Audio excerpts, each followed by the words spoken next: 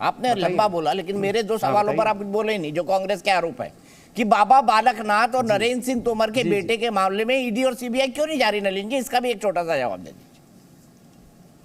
उसका तुरंत उसका जवाब आया, डीप फेक। आप जाइए ना, दिवाली मिलन पे माननीय प्रधानमंत्री जी ने सारे मीडिया कर्मियों के सामने में क्या कहा कि भाई मैं कभी स्कूल में कितने दशकों पहले गरबा किया होगा, मतलब मेरा अब एक वीडियो चल रहा है गरबा का, नरेंद्र मोदी जी का। उन्होंने खुद कहा, सार्वजनिक रूप से कहा, बोला एआई के जमाने में इतना डीप फेक बन जाए तो आप सोचिए ना किस प्रकार से इसका दुरुपयोग हो सकता है। तो ये बातें जो है सीधा ईडी और सीबीआई की बात नहीं है, सत्य पे आधारित होनी चाहिए। जितने लोग के यहाँ रेड हुई, चलिए हम उसकी बात करते हैं, ईडी की बात की। बंगाल में बहुत कहा गया कि भाई राजनीतिक रूप से कर रहे हैं, तो 17 करोड़ रुपए कैश कैसे मिले किसी नेता के घर में? दूसरे टाइम पर 12 करोड़ रुपए कैसे मिले? मिले तो सही, जहां जहां रेड हुए पैसे मिले हैं। तो मतलब ये बड़ी अद्भुत बात हो गई कि जितने ये लोग हैं राजनीतिक लोग, इनके यहाँ पैसे मिले जाते, रेड मिलते तो कहते हैं ईडी जो है राजनीतिकरण कर रही है। ये नहीं कहते कि हमारे घर में पैसे कैसे पकड़े गए, हमारे नेता के घर में पैसे कैसे पकड़े गए। तो इसका क्या जवाब दो? ईडी अपना काम करे, वो चाहते नहीं है काम हो। ठीक है, डीप फेक है सुरेंद्र जी, ये जवाब है उनका, डीप फेक है, एआई से बनाए गए वीडियो है। और बाकी आप जो कहना चाहे जोड़ लीजिए। क्योंकि नेता लोग जो है वो किसी सवाल का जवाब नहीं देते, वो अपनी लाइन चलाते हैं, जैसे आप भी सुरेंद्र भाई। पहली बात तो मैं नलिन भाई का धन्यवाद अदा करता हूं, अकेले इंसान है ये, कम से कम सभ्य तरीके से बात कहते हैं, विरोध अंतर विरोध अपनी जगह पर। मैं तो नलिन भाई एक बात कहता हूं ना, डीप फेक है तो भी जांच करा दीजिए। हमारे खिलाफ जो डीप फेक होते हैं, भूपेश बघेल टोकरा, आपका भी धन्यवाद, आपने भी ऐसे बड़े सज्जन रूप से डिबेट किया, बीच में टोका नहीं। जी जी जी जी जी जी जी। तो मैं आपको 3-4 चीजें कहता हूं सर। आप हमारे ऊपर तो आरोप लगते हैं, चाहे डीप फेक हो चाहे सी फेक हो, कुछ भी हो, तुरंत ईडी पहुंच जाती है, तुरंत सीबीआई पहुंच जाते हैं, तुरंत हो जाता है। 4000 से ज्यादा ईडी के जो रेड्स हैं 95% विरोधी नेताओं पर हुए। मैं पूछना चाह रहा हूं आपसे कि क्या मिला वीरभद्र सिंह के घर में? उनकी लड़की की शादी थी, मंगल का दिन था, बेटी को विदा करने के लिए मंदिर तक गए हुए थे, वहां पे सीबीआई ईडी पहुंच गई। आप जरा बता दीजिए क्या मिला उनके यहां से, क्या मिला वैभव गहलोत के पास से, क्या मिला एमके स्टालिन के पास से, क्या मिला आज की डेट में, क्या आप प्रूफ कर पाए? मैं आपको सैकड़ों नेताओं के बात बता देता हूं। दूसरी तरफ एक महादेव ऐप की बात करते हैं, कह रहे साहब 5 करोड़ रुपए क्या नाम छत्तीसगढ़ आ गए दुबई से। तो हवाला से आने में दुबई से आने वाले जो पैसे इंटरनेशनल बॉर्डर पे नहीं रुके, नंबर 1। नंबर 2, वो छत्तीसगढ़ तक भी पहुंच गए। उसके बाद इंटरनेशनल बॉर्डर से पैसा आता है क्या? सुरेंद्र राजपूत जी कैसी बात करते हैं आप? मतलब ऐसा तो मत कहिए, आप बड़े प्रवक्ता हैं। एक मिनट, इंटरनेशनल बॉर्डर से पैसा आता है क्या? दीपक भाई, अच्छा एयरपोर्ट से तो आता है? नहीं आता सर, एयरपोर्ट से नहीं आता है, नहीं आता है। आपको क्या लगता है कोई बैग में दुबई से पैसा लेकर आता है फिर हवाला होता है? ऐसे नहीं होता सर हवाला। अरे तो सर ये पुराने जमाने की आप बता दो ना, मेरा ज्ञान माफी से रहा हूं। देखिए नहीं बताओ ना पैसा का सर, सिस्टम का सर आप नहीं, दीपक भाई को जवाब देने दो। नलिन भाई आप ठीक कैसे आता है पैसा, बताओ ना, तो उसके बाद मुझे मेरा सवाल, मेरा पूरा जवाब ले लेना। सिस्टम का ब्लैक मनी है सर, भारत में भी है, दुबई में भी है। हाँ बिल्कुल। आप बस अब यहीं पर रुक जाइए, यही तो मैं कहलवाना चाहता था दीपक भैया। चलिए थैंक यू सर, आपने मेरी परीक्षा ली, पास हो गया कि नहीं हुआ? हुए थे हाँ पास हुआ मैं परीक्षा में। अरे 100% पास हो गए। Thank you sir. अरे सर आप जवाब तो सुन लो। आज फिर परीक्षा दे दी मैंने। 500 और 1000 के नोट जब 500 और 1000 के नोट की नोटबंदी हुई थी, सारा काला धन तो खत्म हो गया था।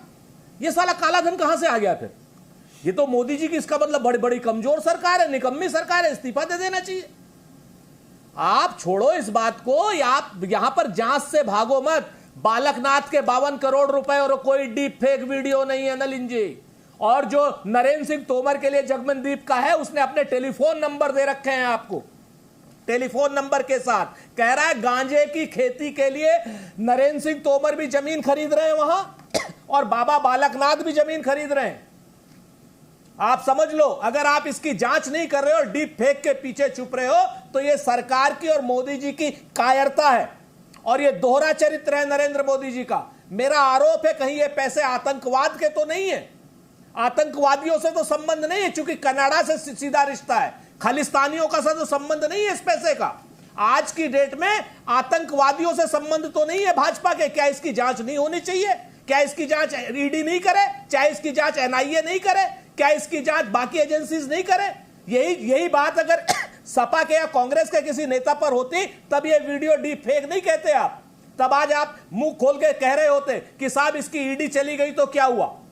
आज की डेट में इधर उधर की बातें न करके देश की सुरक्षा का मामला है, आतंकवादियों का पैसा तो नहीं है कहीं बाबा बालकनाथ। तो आप बाबा बालकनाथ पे केस करिए ना, आपकी सरकार है राजस्थान में, करिए बाबा बालकनाथ पे केस, लगाइए आरोप, एफआईआर लिखवाइए। अरे भाई अरे दीपक चौरसिया जी, इसका नरेंद्र तोमर का क्या होगा?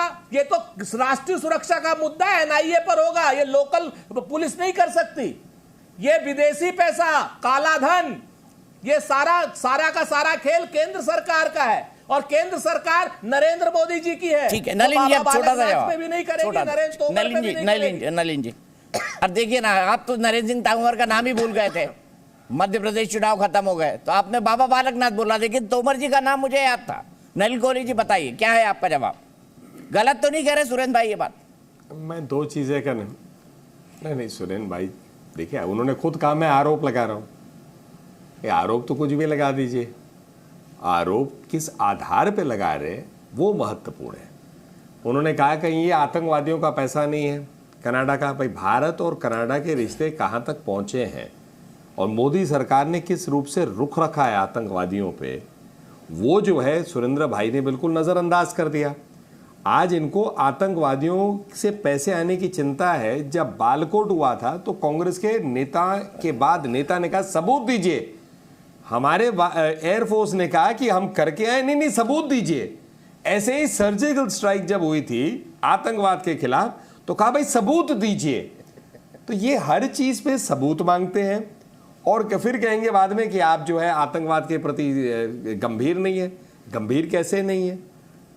अभी कनाडा की बात की। दूसरी बात इन्होंने कहा कि भाई देखो क्या काला धन जो है गायब हो गया देश से।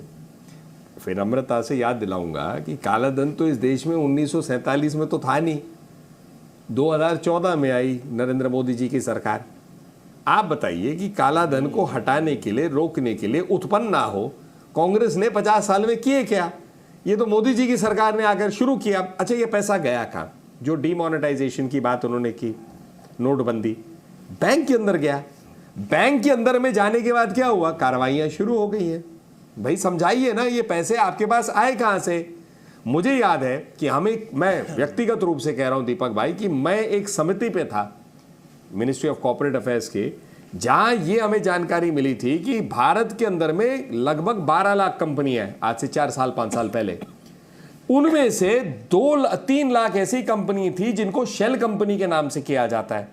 ये सारे 2006, 7, 8, 9, 10, 11 जब यूपीए के 10 साल थे सरकार के, उसमें 2006 से 11 के बीच में बनी कंपनियां। इन कंपनियों में कोई काम धंधा नहीं था, सिर्फ पैसे आते थे, पैसे जाते थे। नोटबंदी में ऐसे कई कंपनियां थी जो 120, 130, 140 ऐसे शेल कंपनी में से पैसे घुमाते थे। कार्रवाई तो हो रही है। तो इसलिए विनम्रता से कहूंगा, देखिए काले धन की लड़ाई जो है एक लंबी लड़ाई होती है, लड़ाई लड़नी पड़ती है। घर बैठ के उसको नजरअंदाज करके, उसका मतलब है दूसरी तरफ देख रहे हैं जब काला धन उत्पन्न हो रहा है या काला धन उत्पन्न हो उसके तरफ आपकी कोई इच्छा है। ठीक है, लेकिन यहां पर मोदी सरकार एक्शन ले रही है। तो मोदी जी ऐसे हैं कि जो काम करते हैं उस पर ये प्रश्न उठाते हैं कि क्यों करते हैं। ईडी काम करती तो कहते हैं ईडी क्यों कर रही है, काला धन पे वार होगा तो क्यों कर रही है। ये कभी जवाब नहीं देंगे कि भाई काला धन उत्पन्न कैसे हुआ और इतना ज्यादा कैसे हुआ देश में।